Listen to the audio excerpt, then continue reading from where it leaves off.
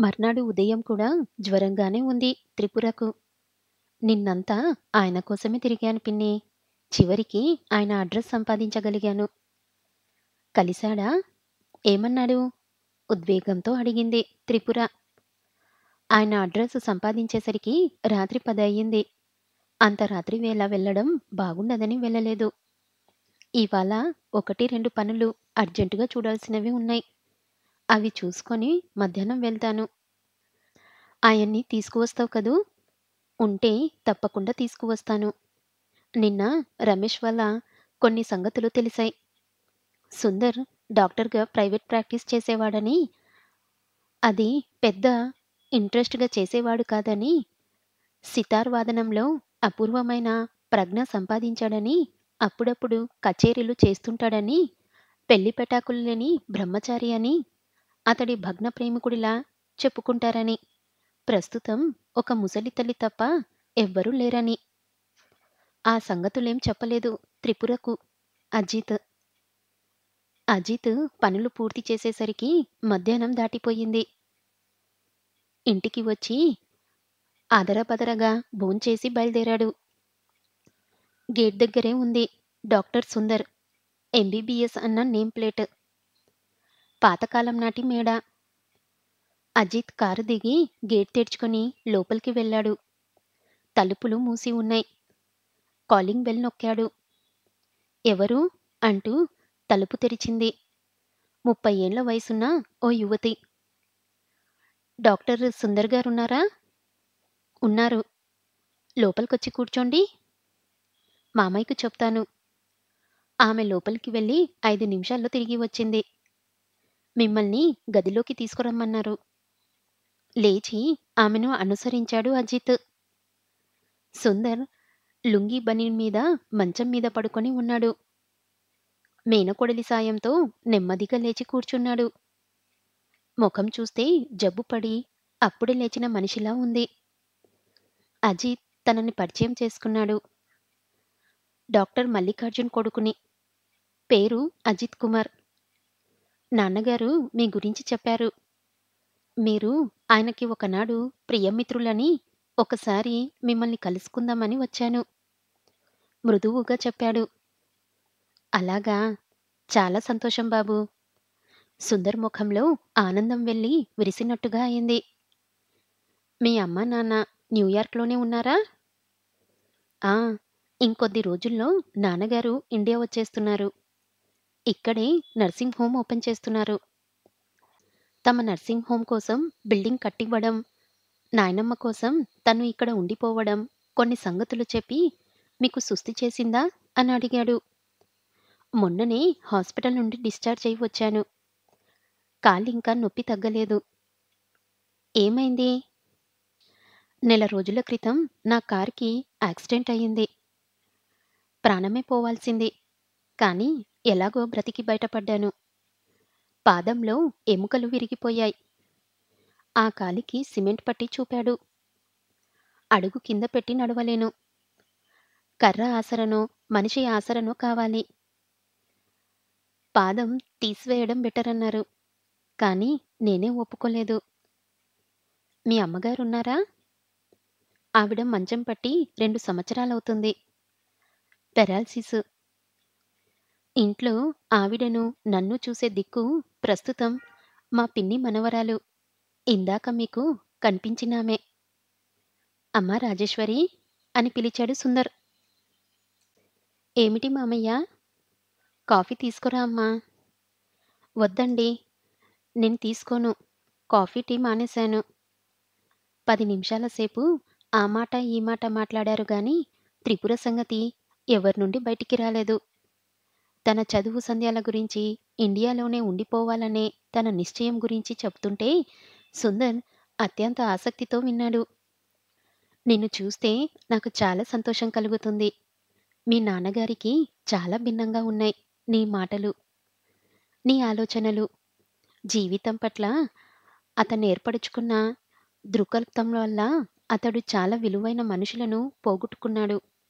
ముఖ్యంగా కన్నవాళ్లను చాలా బాధపెట్టాడు. మనిషి జీవితంలో ఎదగవలసిందే. కానీ అది తన వాళ్ళ మమతల పరిధి నుండి వెళ్ళిపోయి మాత్రం కాదు. విలువైన మనుషులంటే మా త్రిపుర సుందరి పిన్ని గురించేనా ఆ మాట అంది? త్రిపుర సుందరి గురించి. నీకు తెలుసన్నమాట. చాలా సేపటి నుంచి నా మనసులో మెదులుతున్న ప్రశ్న. ఆవిడ బాగున్నారా? ఆవిడ ప్రస్తుతం చావుబ్రతుకుల మధ్య ఉన్నారు. జీవితంలో చివరి కోరికగా మిమ్మల్ని చూడగొరిగారు. మీ అడ్రస్ సంపాదించడం కోసం నేను ఒక రోజంతా కష్టపడాల్సి వచ్చింది. సుందర్ వెలవెలబోయినట్టుగా అయ్యాడు. ఆవిడకేమైంది? ఉద్వేగంగా అడిగాడు. జాండీస్ బాగా ముదిరిపోయాయి.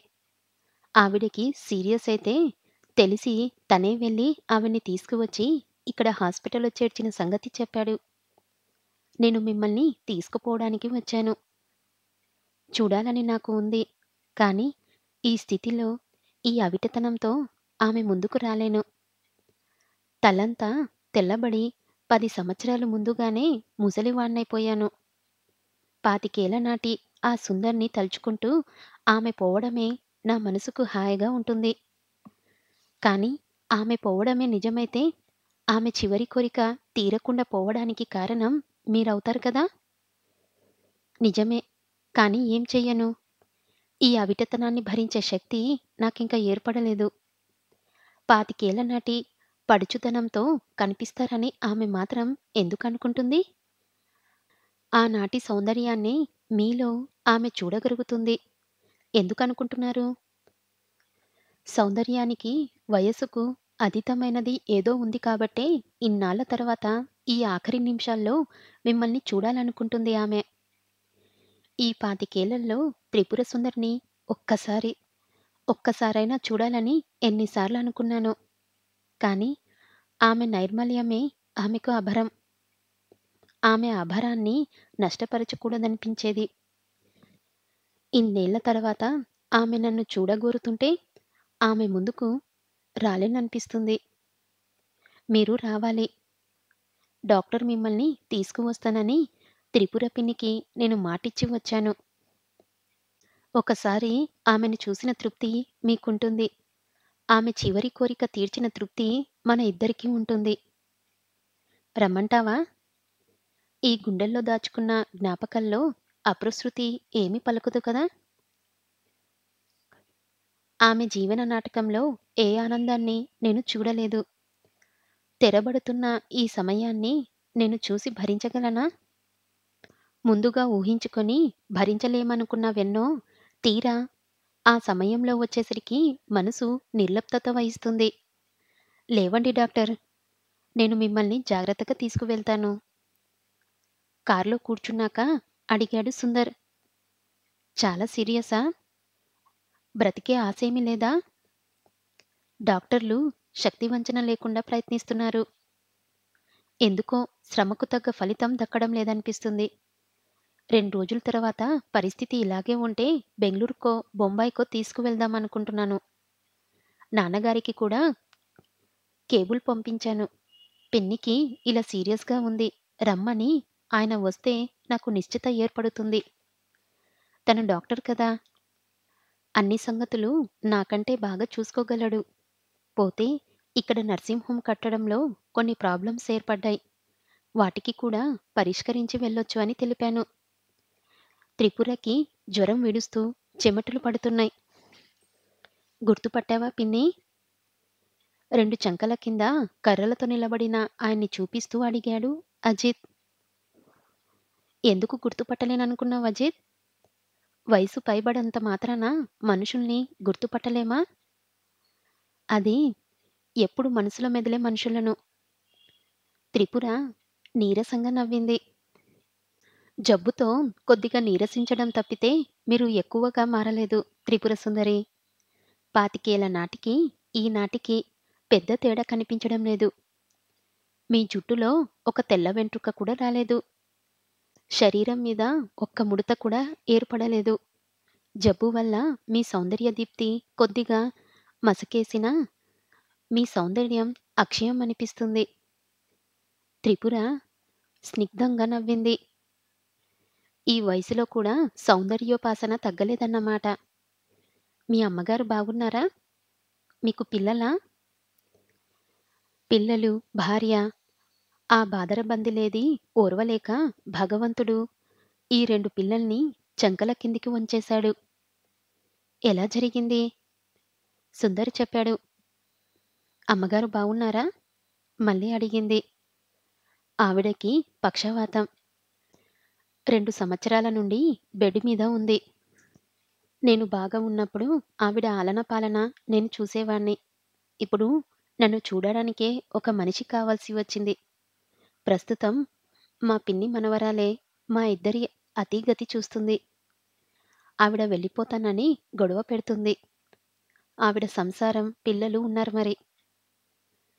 మా అన్న మనిషి లేక అతడెంత దయానీయమైన స్థితిలో ఉన్నాడో తెలిసి త్రిపుర మనసు కలుక్కుమన్నట్టుగా అయింది. అతడి దయానీయమైన ఈ స్థితికి తనే కారణం కదూ! మీరు రెస్ట్ తీసుకోండి త్రిపుర సుందరి. నేను మరోసారి వస్తాను. అజిత్, నన్ను మా ఇంట్లో దిగబెట్టి రావాలి. పదండి డాక్టర్